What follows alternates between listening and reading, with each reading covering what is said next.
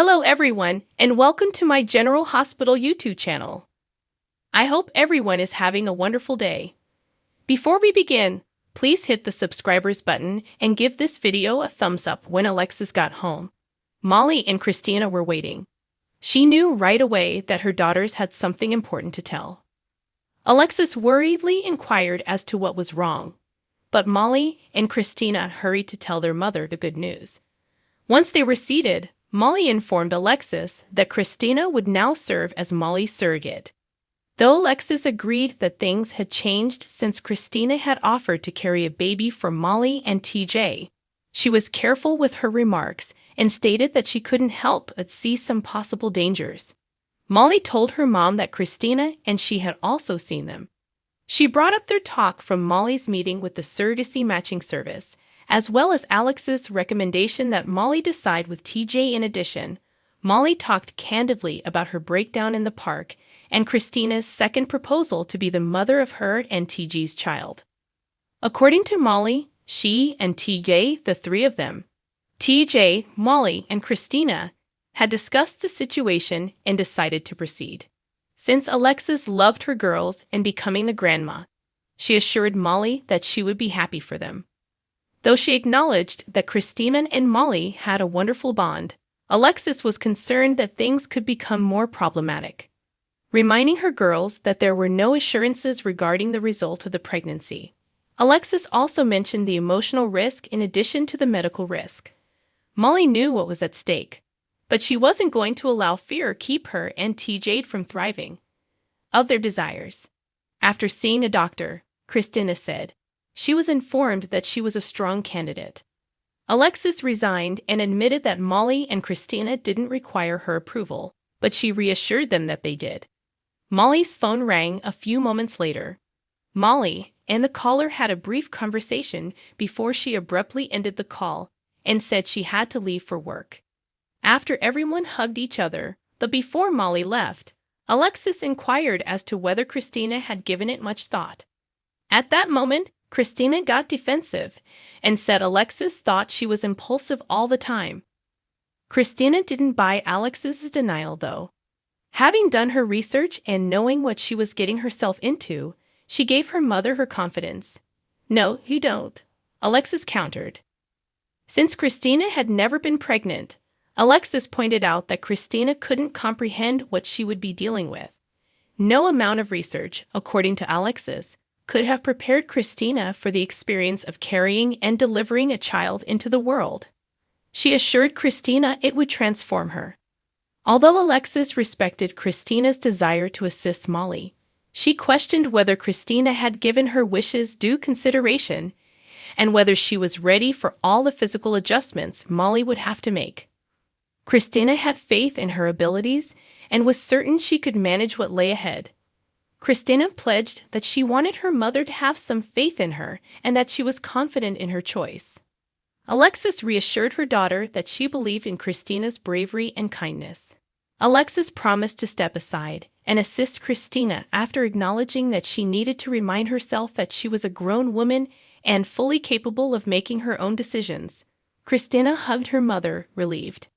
Jocelyn and Trina approached Adam's dorm room at Port Charles University, where he sat in the corridor plucking a guitar and immersed in a song. He stopped singing and apologized when he looked up and saw them. Jocelyn pointed out that he had been seated in the corridor, despite his admission that he was unaware that anyone was listening. Adam clarified that the hallway had good acoustics and that the dorms were generally empty at that time of day. Adam told me he took breaks from everything by playing the guitar. Trina was excited to hear more of Adam's music and urged him to come see her and Jocelyn. Adam made sure Trina didn't have to pretend to like his music as he followed Jocelyn and Trina into their dorm room. Trina clarified that she was always truthful regarding an artist's work because she was studying an art. "What artist?" inquired Adam. Jocelyn said that Trina had been talking about him, and she grinned. Jocelyn and Trina continued to urge Adam, and eventually he agreed to play one more song. They both complimented his musical ability afterwards.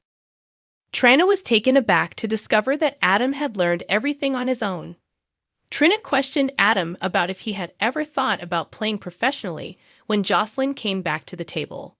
When Trina revealed that her grandfather was a professional clarinetist, Adam was impressed, but he also admitted that he had no idea what his life would be like if he could dedicate himself entirely to music making. Jocelyn recommended that Adam switch to music as his major, and Trina mentioned that he may think about going solo or joining a band. Adam was adamant that he wanted to be a doctor. Trina reassured him, saying as long as it was his choice, it would be all right. When Sam and Dante got to their apartment, Dante told her about the unmarked parcel he had placed in a safe deposit box at the bank because Sam was wondering whether he had discovered anything in the locker at the train station. Dante acknowledged that he had just glanced over the report, but the names of Forsyth and Anna immediately stood out. When Sam questioned him about not taking a picture of the report, he replied that he had been afraid the WSB would use its sophisticated equipment to steal the evidence from his phone. Dante clarified that it had felt like the appropriate course of action to take, given his low-tech attitude. The topic of discussion shifted to the records that Anna had concealed in the trunk and her reasons for holding onto the damaging information as leverage. Sam was perplexed because the records went back to the 1980s, despite Dante's suggestion that the overwhelming weight of the evidence indicated Anna had planned to employ blackmail against influential individuals. Although Sam acknowledged that Anna had erred in the past, she had gone a long way toward making amends. Well, that's what she keeps saying.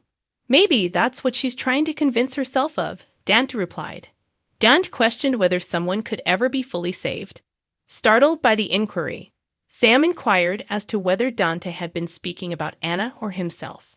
Dante wondered how well Sam remembered something that had happened 10 years prior. A failure, a screw-up, a lie you told? Inquired the man. Dante hypothesized that Anna had altered the 1980s to facilitate her sense of self-redemption. Dante acknowledged that he did trust Anna when Sam questioned him about it. Sam suggested that Dante speak with Anna. He told her he would, but first he wanted to examine the report more closely. Dante disclosed that the goal of the mission was to persuade a general from the Eastern Bloc to defect and swap top-secret documents for $10 million in US dollars. Dante clarified that the top-secret data disappearing and the general being assassinated were signs that the mission had gone wrong. The report said that Anna had been sent to pretend to be the general's girlfriend in order to look less suspicious than a man crossing the border by himself. Dante informed Sam about the other pieces of evidence, which included pictures of an unidentified man, Anna, and Forsyth that were in the box. In addition, he showed Sam the wallet he had brought with him.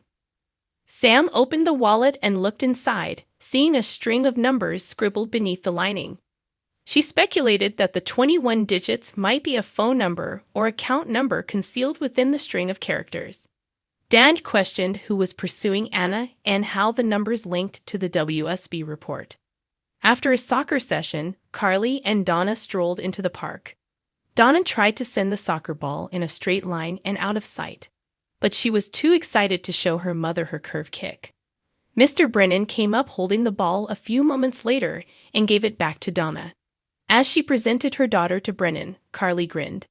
As Brennan spoke with Donna, he put on the charm. Brennan offered to pay for hot chocolate and invited himself along when Donna asked her mother if they may buy some. Brennan insisted on making up for his rudeness the other day when he had abruptly left, even though Carly had originally declined. After a little while, Brennan, Donna, and Carly came back to the area. Carly and Brennan kept talking when Donna hurried to practice. Carly smiled when he told her that Donna resembled her mother a lot because everyone else thought Donna looked just like her father. Brennan went on to praise Carly and ask her leading questions to get her to open up about herself, explaining that she and Donna had the same lightness of spirit. He asked Carly what was important to her, and she replied that she wasn't scared to push when she thought something was vital. Carly admitted to Brennan that her family came first in her life, but she also didn't hesitate to speak out against injustice when she encountered it. She made it apparent, nevertheless, that she had no ambition to run other people's lives. Carly rephrased her query to inquire about Brennan's priorities. Sonny entered the hospital as Stella was explaining to Felicia how to refer patients. He said he was sorry to have interrupted and that he had to speak with Stella. When Sonny disclosed his desire to cover the cost of the hospital's Christmas festivities and decorations, Felicia and Stella were taken aback.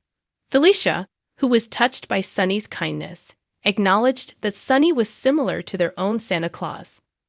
Overhearing the conversation from a bench, a young patient raised her voice. "He's not Santa Claus," the girl remarked, casting a scrutinizing glance over Sonny's body. With a smile, Felicia presented Lindsay to Sonny. Felicia clarified that she had meant to say that Sonny was like Santa Claus because both were giving after Sonny had greeted the child. Felicia reassured Lindsay that Santa Claus was real and would deliver gifts to her on Christmas. Lindsay wondered why Sonny had pledged to help the patients at the hospital have a nice Christmas, Stella said. Admittedly, Sonny was a huge fan of Santa Claus and always tried to live up to his standards. Sonny changed the subject and inquired about Lindsay's Christmas wishes. Sonny acknowledged that his daughter also wanted a light-up tracing pad when she disclosed her desire for one. Shortly after, Lindsay's mother approached Felicia to request assistance with some paperwork. Stella informed Sonny that Sonny's offer had exceeded expectations when Felicia guided Lindsay's mother to a bench. Stella questioned Sonny's source of inspiration. "A friend of yours," Sonny remarked. It dawned on Stella that he had been talking about his father. Sonny and Stella chatted nostalgically about Mike and his valiant fight against Alzheimer's. Stella reminisced about Mike's flirty side and how much he had adored Sonny, while Sonny talked about his father's love of Christmas.